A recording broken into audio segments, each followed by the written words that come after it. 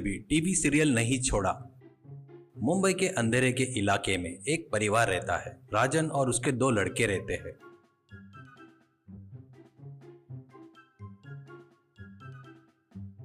उनकी शादी हो गई थी पर बच्चे नहीं हुए थे।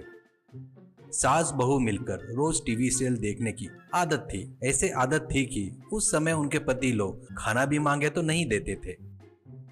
राजन, ये रात के 9 बज गए हैं, आकर मुझे और बच्चों को खाना परोस दे, ऐसा कहता है। पत्नी, अरे थोड़ा देर रुक सकते हो ना, सीरियल शुरू है, अभी थोड़ी देर में ब्रेक आते ही तभी आकर देती हूँ, ऐसा कहती है। बड़ा लड़का पत्नी से, अरे सुनो, बहुत भूख लगी है, दोपहर में बराबर खाना नहीं खाया, थोड़ा सा आकर खाना देती क्या, ऐसा कहते हैं। तो पत्नी, दोपहर में किसने खाने को मना किया था, तभी खाते तो अभी भूख नहीं लगती थी ना, थोड़ी देर रुक जाओ, सीरियल में इंटरेस्टिंग सीन चालू है, अभी मैं नहीं आ सकती, करके चिल्लाती है। दूसरा लड़का, क्या रे प्लीज जल्दी आकर खाना परोस दो, कल सुबह की शिफ्ट है, ऐसा कहता है। तो पत्नी, एक दिन मॉर्निंग शिफ्ट कहते हो, एक दिन नाइट शिफ्ट कहते हो, तुम्हारे से तो सिर में दर्द हो गया है मुझे, थोड़ी देर रुक जाओ, सीरियल खत्म होते ही आकर खाना देती हूँ, तब तक तुम लोग भी आकर सीरियल देखो, ऐसा कहती है। तभी सभी मर्दों को आकर वो सीरियल देखना पड़ता था। ऐसे सभी मिलकर सीरियल देखने के बाद खाना खाते थे। वैसे उस घर में दिन रात औरतें सीरियल देखती थी। छुट्टी के दिन मर्दों को भी सीरियल देखना पड़ता था। एक दिन सभी औरतें बाजार जाकर वहां पर कुछ खरीदते हैं। उसके बाद तीनों मिलकर एक ऑटो को रुकाते हैं। सास, विजया सीरियस है, जल्दी से चलो, ऐसा बहुओं से कहती है ऑटो में चढ़ते हुए। ऑटो वाला, विजया सीरियस है क्या, उसकी उम्र कितनी है, ऐसे कहता है। सास, 24 साल की है बाबू, छोटी सी उम्र है, बेचारी ऊपर से प्रेग्नेंट भी है, जल्दी चल, 12 बजने से पहले वहाँ पर रहना होगा, नहीं तो बहुत परेशान होगी, ऐसे कहती है। ऑटो वाला, आ गया तो जल्दी से चढ़ो, कहकर ऑटो में चढ़ाकर वहाँ से निकलता है।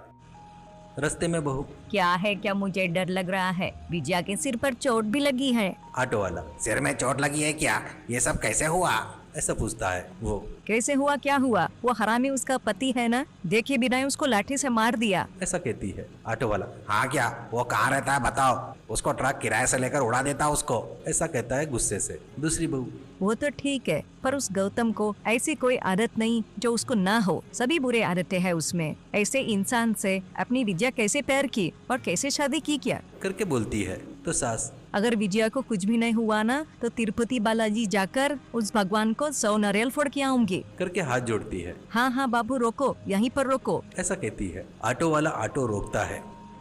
वो सब उतरते हैं। पहली बहू ऑटो वालों को पैसे देकर, उस विजया का हाल कैसे है क्या, पर 12 बजने से पहले पहुंच गए, ठीक है, ऐसा कहती है। ऑटो वाला, बेचारी उस विजया की छोटी उम्र कह रहे हो, सिर पर पति ने मारा कह रहे हो, असल में हुआ क्या जी, ऐसा कहता है। सास, वो कैसे बताओ बेटा, उस विजया को बेवकूफ 2 हफ्ते से परेशान कर रहा है, उसका सिर भी फोड़ दिया और छत पर से नीचे भी गिरा दिया, ऑटो वाला, अरे छत पर से नीचे भी गिरा दिया क्या, उसके बाद क्या हुआ, ऐसा कहता है चिंता करते हुए।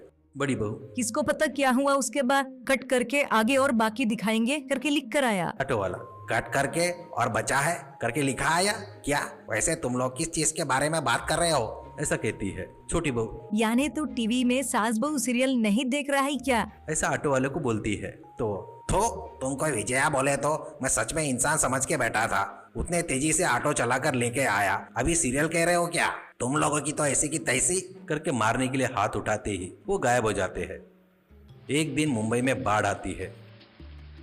वो लोग पानी में फंसकर बहुत परेशान हो रहे थे।